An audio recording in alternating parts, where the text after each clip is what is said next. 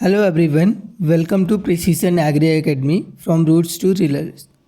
Dear aspirants, आज के इस क्लास में हम डिस्कस करने वाले हैं एनिमल साइंस, एनिमल हस्बेंड्री या पशुपालन विज्ञान जो है उसमें unit 1 introduction of animal husbandry के बारे में, जिसमें हम definition of animal husbandry, branches of animal husbandry, animal science related जो रिवोल्यूशंस हुए हैं, ठीक है, नेशनल डेयरी रिसर्च इंस्टीट्यूट जो उसके बारे में, ठीक है, जो उन्होंने जो क्लोन्स डेवलप किए हैं, तो इन सभी तमाम जो टॉपिक्स है ना उन पर हम क्या करेंगे, चर्चा करेंगे, जैसा कि आप स्क्रीन पर देख पा रहे हो। ओके, एक बार हिंदी में बता देता हूँ। पशुपालन की परिभाषा, पशुपालन की जो शाखाएं हैं, पशुपालन संबंधित क्रांतियाँ और आपका NDRI द्वारा विकसित जो क्लोन है। तो चलिए बिना किसी देरी के हम जो हमारा आज का जो क्लास है वो स्टार्ट करते हैं। देखिए, सबसे पहले हम डिस्कस करेंगे इसके ब्रांचेस की, कि कौन कौन सी इसके ब्रांचेस हैं आपके एनिमल हस्बेंड्री का। तो देखिए, सबसे पहला जो ब्रांच है वो है आपका लाइव स्टॉक साइंस। तो इस शाखा में पशुओं के प्रजनन एवं पालन पोषण का क्या किया जाता है, अध्ययन किया जाता है। गाय, भैंस, भेड़, बकरी, ऊँट, मुर्गी पालन, सूअर एवं घोड़ा आदि। मनुष्य ने, आपको ये चीज़ आपको पता है कि मनुष्य ने सबसे पहले किस पशु का जो पालन है वो शुरू किया था, तो वो है आपका कुत्ता। तो इसको आपको क्या करना है, रिमेंबर रखना है, ठीक है। तो लाइव स्टॉक साइंस आपको समझ में आ गया होगा। चलिए, सेकंड जो है वो आपका है वेटनरी साइंस, ठीक। तो देखिए, जो वेटनरी साइंस जो है, तो इस शाखा में पशुओं के क्या करते हैं जी, उनके रोग, उनके कारक, ठीक है, लक्षण एवं उनका जो उपचार है ना उसका अध्ययन किया जाता है। विश्व वेटनरी डे जो है अप्रैल जो है ना उसके अंतिम शनिवार को मनाया जाता है। जो आपका वर्ल्ड वेटनरी डे जो होता है कब मनाया जाता है जी, तो आपका अप्रैल के अंतिम शनिवार को मनाया जाता है। वेटनरी विज्ञान की जो आपके क्या है जी, फादर जो माने जाते हैं वो कौन है, तो वो है सालिहोत्रा जी। तो ये क्या है, वेटनरी साइंस के आपके फादर के रूप में जाने जाते हैं, यानी कि जनक हैं। अब बात करते हैं थर्ड ब्रांच की। तो जो हमारा थर्ड ब्रांच है वो है आपका डेयरी टेक्नोलॉजी।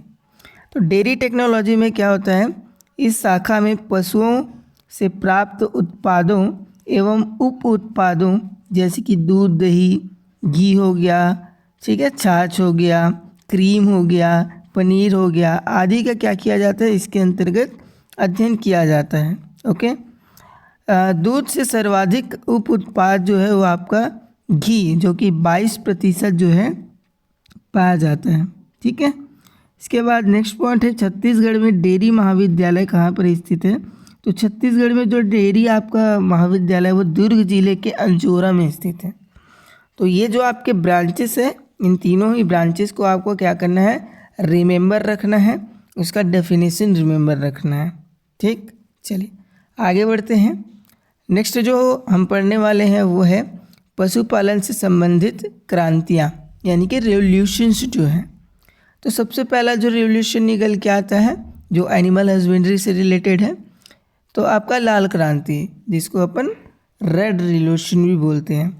इसका संबंध किससे से होता है, तो इसका संबंध जो है यह किससे रिलेट है, ये तो ये आपका मांस उत्पादन, मीट प्रोडक्शन से क्या है, ये रिलेटेड है, जो आपका रेड रिवोल्यूशन है। ये भारत में वर्तमान में लगभग 10.25 मिलियन टन मांस का क्या होता है भाई, उत्पादन होता है। हमारे इंडिया की बात किया जा रहा है। भारत में सर्वाधिक मांस उत्पादन उत्तर प्रदेश में होता है। सबसे ज़्यादा जो आपका मीट का प्रोडक्शन कहाँ होता है, तो यूपी राज्य में होता है। देन विश्व में भारत का मांस उत्पादन में कितना स्थान है, कौन सा स्थान है, तो आपका 6वां स्थान है। तो इसको रिमेंबर रखना है।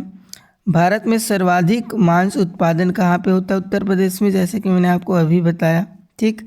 भारत में वर्तमान में कितना जी, 9 ग्राम प्रति व्यक्ति प्रतिदिन मांस की क्या है, उपलब्धता है। ओके, और मांस में विटामिन सी की जो है ना क्या होती है, कमी होती है। किसकी, कौन से विटामिन की डिफिशियंसी होती है, तो वो होती है आपकी विटामिन सीखी थी। ये क्वेश्चन भी अक्सर पूछा जाता है आपके एग्ज़ाम में, तो आपको रिमेंबर रखना है इस चीज़ को भी। देन है सर्वाधिक मांस पोल्ट्री से प्राप्त होता है। जो पोल्ट्रीज होते हैं ना, तो उसी से क्या होता है, जो मांस है वो क्या होता है, सर्वाधिक आपका पाया जाता है, मतलब प्रोडक्शन होता है। आगे बढ़ते हैं, नेक्स्ट है हमारा मांस का नामकरण। तो देखिए बहुत सारे डिफरेंट टाइप के जो आपके डोमेस्टिक जो एनिमल्स हैं, तो उनके जो मांस हैं उसको क्या क्या बोला जाता है, उसी पे यहाँ पे चर्चा करेंगे। तो देखिए जो सबसे पहला जो है आपका गाय है, तो गाय के मांस को क्या बोला जाता है, बीफ बोला जाता है। भैंस के मांस को क्या बोलते हैं, बफेन। और आपका भैंसे का जो मांस होता है उसको कैरा बीफ बोलते हैं। बकरी का जो मांस होता है उसको चीवन कहा जाता है। भेड़ के मांस को मटन कहा जाता है। सूअर के मांस को पोर्क कहा जाता है। और मुर्गी का जो मांस होता है ना, उसको क्या बोला जाता है, चिकन बोला जाता है। तो आप अगर स्क्रीनशॉट लेना चाहें तो इसको स्क्रीनशॉट ले सकते हैं। ओके, चलिए आगे बढ़ते हैं। नेक्स्ट हमारा जो टॉपिक बन के आता है वो आता है भारत में दूध उत्पादन में उत्तर प्रदेश का प्रथम स्थान है। आपको इस चीज़ को रिमेंबर रखना है।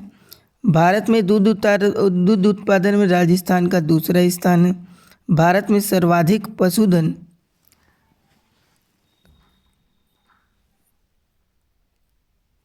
गाय पाया जाता है, ठीक है। परंतु दूध उत्पादन में सर्वाधिक योगदान किसका है, 62%, जो कि आपका भैंसे का है।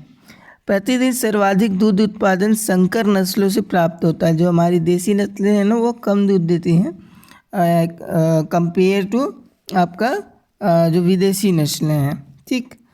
देन हमारे यहाँ नेक्स्ट पॉइंट बन के आता है वो है कि श्वेत क्रांति में मुख्य रूप से योगदान राष्ट्रीय डेयरी विकास बोर्ड का था।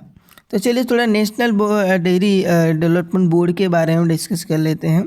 तो राष्ट्रीय डेयरी विकास बोर्ड की स्थापना 1965 में हुई थी। और राष्ट्रीय डेयरी विकास बोर्ड के संस्थापक जो थे वो आपके कौन थे, तो वो है आपके वर्गीस कुरियन जी, जिन्हें फादर ऑफ क्या बोला जाता है, वाइट रिवॉल्यूशन, ठीक है। देन है आपका वर्गीस कुरियन जी को मिल्क मैन ऑफ इंडिया के नाम से भी जाना जाता है, तो इसको भी रिमेंबर रखना है आपको। वर्गीस कुरियन जी केरल राज्य में, मतलब इनका क्या हुआ था, केरल राज्य में इनका जन्म हुआ था। और वर्गीस कुरियन जी के जन्म दिवस को ये भारत में क्या किया जाता है, भारतीय दूध दिवस के रूप में मनाया जाता है। जो कि आपका कब मनाया जाता है, तो यह आपका 26 नवंबर को भारतीय दूध व 1 जून को आपका अंतर्राष्ट्रीय दूध दिवस मनाया जाता है। ओके, तो जो आपका 26 नवंबर है, इसी दिन आपका क्या हुआ था, वर्गीस कुरियन जी का जन्म हुआ था। और उन्हीं के याद में हमारा जो इंडिया है वो आपका भारतीय दूध दिवस मनाता है 26 नवंबर को। वर्ल्ड की बात बताएं तो 1 जून को अंतर्राष्ट्रीय आपका इंटरनेशनल आपका मिल्क डे मनाया जाता है, दूध दिवस मनाया जाता है। आपका नेक्स्ट पॉइंट है गहन पशु विकास कार्यक्रम, जिसको अपन ICDP कहते हैं, इंसेंटिव कैटल डेवलपमेंट प्रोजेक्ट। तो यह कार्यक्रम जो है आपका कब शुरू किया गया था, तो 1964-65 में ये आपका शुरू हुआ था। तो शॉर्टकट में पूछ दिया जाता है कभी कभी कि ICDP का स्थापना कब हुआ था, ऐसे करके, तो आपको बताना रहेगा 1964-65 में हुआ था। इसके बाद है नेक्स्ट पॉइंट, भारतीय डेयरी विकास निगम जो है the Indian dairy corporation limited, जिसको DCP कहा जाता है, तो इसका जो स्थापना है वो आपको 1970 में हुआ था। इतना क्लियर हो गया होगा आपको, आई थिंक। अब बात कर लेते हैं हम डेयरी जो आपका प्रोडक्शन है उसमें सेकंड क्रांति की, जो है आपका श्वेत क्रांति, जिसको अपन वाइट रिवॉल्यूशन के नाम से जानते हैं, ठीक। तो इसका जो संबंध है दूध उत्पादन से ही है। श्वेत क्रांति है मतलब वाइट रिवॉल्यूशन है दूध उत्पादन। श्वेत क्रांति का संबंध दूध उत्पादन से तो है ही। श्वेत क्रांति में दूध उत्पादन में भारत का क्या है, प्रथम स्थान है। मतलब पूरे वर्ल्ड की बात करें तो दूध उत्पादन में हमारा जो इंडिया है वो आपका फर्स्ट रैंक में आता है। और 1998 से अब तक जो भारत है वो दूध उत्पादन में आपका क्या है, प्रथम स्थान पर अभी भी है, ठीक। तो इतना रिमेंबर रखना है आपको। पूछा जाता है एग्ज़ाम में कि श्वेत क्रांति किससे संबंध रखती है, तो बताना है कि भाई दूध उत्पादन से संबंध रखती है। पूरे विश्व में दूध उत्पादन में कौन सा देश जो है वो प्रथम स्थान पर है, तो आपका भारत देश है। तो इस तरीके से क्वेश्चंस बनते हैं, तो आपको वहाँ पे आंसर टिक करना रहता है। आगे बढ़ते हैं। नेक्स्ट हमारा पॉइंट आता है ऑपरेशन फ्लड। ठीक, तो ऑपरेशन फ्लड जो है ना, ये भी आपका दूध प्रोडक्शन के लिए ही आपका चलाई गई क्रांति थी। और इसमें क्या क्या हुआ, तो ऑपरेशन फ्लड या इसी को का बोलते हैं भाई, बिलियन लीटर आइडिया, जो कि वर्गीस कुरियन जी ने दिया था। ठीक, जो ऑपरेशन फ्लड है उसी का नाम है। ऑपरेशन फ्लड कार्यक्रम 3 चरणों में किया गया था। कौन कौन से चरण थे, तो फर्स्ट जो आपका चरण चला 1970 से 80, 1981 से 85 और 1986 से 1995। तो आपका 3 चरणों में चला, तो 1970 से शुरू हुआ और 1995 में ये क्या हुआ, एंड हुआ। तो आप समझ गए यहाँ पे कि ऑपरेशन फ्लड जो है वो दूध प्रोडक्शन से ही रिलेटेड था, जो कि वर्गीस कुरियन जी ने ही दिया था। ठीक है, और 3 चरणों में इसको क्या किया गया था, चलाया गया था। उसके बाद हमारा जो थर्ड जो रिवोल्यूशन आता है वो आता है आपका रजत क्रांति, या फिर इसको हम बोल सकते हैं सिल्वर रिवोल्यूशन। इसका जो संबंध होता है वो आपका क्या होता है जी, अंडा उत्पादन, जो आपका एग प्रोडक्शन है उसको बढ़ावा देने के लिए रजत क्रांति जो है वो आपकी चलाई गई थी। वर्तमान में भारत में कुल अंडा उत्पादन 142.77 मिलियन हो रहा है। ये आपका जो आंकड़ा है ये आपका 1 ईयर का रहता है, इसको आपको रिमेंबर रखना है। भारत में सर्वाधिक अंडा जो है आंध्र प्रदेश में उत्पादित होता है, ये उत्पादन होता है, इसलिए आंध्र प्रदेश को क्या कहा जाता है, पोल्ट्री कैपिटल ऑफ इंडिया के नाम से जाना जाता है। तो इसको रिमेंबर रखना है भी आपको। पोल्ट्री कैपिटल ऑफ इंडिया के नाम से कौन सा राज्य जाना जाता है, तो आपका आंध्र प्रदेश राज्य जाना जाता है। देन है वर्तमान में भारत में प्रतिवर्ष प्रति व्यक्ति अंडों की उपलब्धता कितनी है, तो 101 है। और ये जो 101 जो है ना, एनुअल की बात किया जा रहा है, एक वर्ष की बात किया जा रहा है, प्रति वर्ष। ठीक, 101 अंडों की। ठीक, चलो नेक्स्ट हम लोग देख लेते हैं नेक्स्ट पॉइंट क्या है। तो नेक्स्ट पॉइंट है हमारा छत्तीसगढ़ में अगर बात करें कि छत्तीसगढ़ में प्रति व्यक्ति एनुअल जो है आपका एग जो है प्रति व्यक्ति कितना उनको प्राप्त होता है, तो 79। ठीक है, 79 अंडे की उपलब्धता है। अंडा उत्पादन भारत में विश्व में आपका थर्ड पॉइंट में है। मतलब पूरे वर्ल्ड की बात करें कंट्री की ना, तो हमारा जो इंडिया है वो उसका जो रैंक है वो थर्ड है प्रोडक्शन के मामले में। तो यहाँ पे ये रजत क्रांति के बारे में आपको थोड़ा सा क्वेश्चंस कैसे बनेंगे ये बता देता हूँ। पूछा जाएगा कि रजत क्रांति या सिल्वर रिवोल्यूशन किससे से रिलेटेड है, तो आपको बताना है कि भाई अंडा उत्पादन एग प्रोडक्शन से रिलेटेड है। अगर थोड़ा क्वेश्चन और ज़्यादा हार्ड करेगा तो पूछ दिएगा कि वर्तमान में भारत में कुल अंडा उत्पादन कितना है, तो 142.77 बताना है आपको। पोल्ट्री कैपिटल ऑफ इंडिया किसको कहा जाता है, तो आंध्र प्रदेश को आपको बताना है। और क्वेश्चन बनेगा कि हमारे भारत में किस राज्य में सबसे ज़्यादा अंडा का उत्पादन होता है, तो आपको बताना है कि आंध्र प्रदेश में होता है। ठीक, और कभी कभी ये क्वेश्चन भी पूछा जाता है कि भारत में प्रतिवर्ष प्रति व्यक्ति अंडों की उपलब्धता कितनी है, तो अभी वर्तमान डाटा के हिसाब से 101 अंडे जो है प्रतिवर्ष मतलब कि उपलब्धता है। ठीक, और ये क्वेश्चन भी पूछा जाएगा कि अंडा उत्पादन में भारत का कौन सा स्थान है, तो आपका थर्ड स्थान है। ओके, तो आई थिंक ये जो चीज़ें मैंने अभी आपको बताई वो भी आपको अच्छे से समझ में आ गई। नेक्स्ट हम बढ़ते हैं NDRI द्वारा विकसित क्लोन्स के बारे में। ओके, तो देखिए क्लोन्स क्या होते हैं ना, क्लोन्स वो होते हैं, क्लोन अगर बनाना हो ना तो क्या होता है कि कोई भी पशु है तो उसका जो आनुवांशिक रूप है उसी के समान एक और जो है आपका पशु को क्या करना, डेवलप करना, वही आपका क्या कहलाता है, क्लोन कहलाता है। तो कुछ ऐसे मतलब कि संस्थान हैं जिन्होंने ट्राई किया जैसे कि समरूपा जो है तो 26 फरवरी 2009 को जन्मी। विश्व में भैंस का ये क्या था, प्रथम क्लोन था, जो कि मात्र 6 दिन तक ही जीवित रही। दूसरा है गरिमा, जो कि 6 जून 2009 को जन्मी, जो कि आपका प्रथम क्लोन कटनी है। यह आपका 2 वर्ष 2 माह तक मतलब जीवित रही। इसके बाद गरिमा 2, जो कि 22 अगस्त 2010 को जन्मा, भैंस का क्लोन। श्रेष्ठ 26 अगस्त 2010 को जन्मा, विश्व का प्रथम क्लोन कटना है। ठीक है। इसके बाद है पूर्णिमा, एक वयस्क मादा भैंस की दैहिक कोशिका से 6 सितंबर 2023 को जन्मी क्लोन। यह क्लोन कट्टी 25 सितंबर 2013 तक ही आपका क्या है, जीवित रही।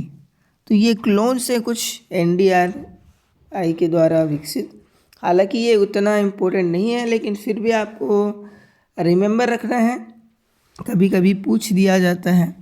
देन है पशुपालन से संबंधित कुछ प्रमुख संस्थान, जैसे कि पहला हमारा संस्थान यहाँ पे है राष्ट्रीय डेयरी अनुसंधान संस्थान NDRI, यह करनाल में स्थित है। यह संस्थान 1923 में इम्पीरियल था, बाद में बदल कर इसको क्या कर दिया गया, नेशनल कर दिया गया, और जो कि अभी क्या है, बेंगलुरु में स्थापित हुआ। पहले बेंगलुरु में स्थापित हुआ था, अब करनाल में स्थापित हो गया है। ठीक। अब 1955 में इसे करनाल में स्थानांतरित कर दिया गया। वही बोला कि 1923 में इम्पीरियल नाम करके बेंगलुरु में स्थापित हुआ और 1955 में इसको करनाल में स्थानांतरित कर दिया गया। IVRI है, IVR का मतलब होता है भारतीय पशु चिकित्सा अनुसंधान संस्थान, जो कि इज्जत नगर में है। ठीक है, Indian veterinary research institute. CARI central avian research institute, जो इज्जत नगर बरेली में है। CBRI केंद्रीय भैंस अनुसंधान संस्थान, जो कि बिहार में है। ठीक है, सेंट्रल बफेलो रिसर्च इंस्टीट्यूट। आगे बढ़ते हैं, आगे है हमारा CICRG केंद्रीय बकरी अनुसंधान संस्थान, जो कि मुकुट्टुम मथुरा में स्थित है। CSWRI केंद्रीय भेड़ और ऊन अनुसंधान संस्थान, जो कि आपका अंबिकापुर में स्थित है, अंबिकापुर राजस्थान, अंबिकानगर राजस्थान। NRCC है राष्ट्रीय ऊंट अनुसंधान केंद्र, जो कि बीकानेर राजस्थान में स्थित है। इसके बाद है NMRC राष्ट्रीय मांस अनुसंधान संस्थान केंद्र, जो कि हैदराबाद आंध्र प्रदेश में स्थित है। DCP पशु परियोजना की निदेशालय, जो कि अंजीपुरम उत्तर प्रदेश में स्थित है। PDP कुक्कुट परियोजना निर्देशालय, जो कि हैदराबाद में स्थित है। NRCP, जो कि सूअर के लिए राष्ट्रीय अनुसंधान केंद्र, जो कि आपका गुवाहाटी में है, गुवाहाटी असम में है। देन है CIFR केंद्रीय अंतर्देशीय मत्स्य अनुसंधान संस्थान, जो कि बैरकपुर पंजाब में है। नेक्स्ट है NBFGR राष्ट्रीय मत्स्य अनुसंधान संस्थान ब्यूरो, जो कि लखनऊ उत्तर प्रदेश में है। CIFT केंद्रीय मत्स्य प्रौद्योगिकी संस्थान, जो कि आपका कोचीन केरल में है। इसके बाद है NIANP राष्ट्रीय पशु पोषण और शारीरिक क्रिया विज्ञान संस्थान, जो कि आपका कहाँ है जी, बेंगलोर में है। लास्ट में है NFDB राष्ट्रीय मत्स्य विकास बोर्ड, जो कि हैदराबाद तमिलनाडु में स्थित है। तो जितने भी आपको मैंने पशुपालन से रिलेटेड यहाँ पे जो संस्थान हैं वो मैंने बताया, तो आपके लिए हेल्पफुल है। और भी है यहाँ पे जो आपके इंस्टीट्यूट्स वगैरह हैं, वो अलग अलग स्टेट्स में अलग अलग हैं, और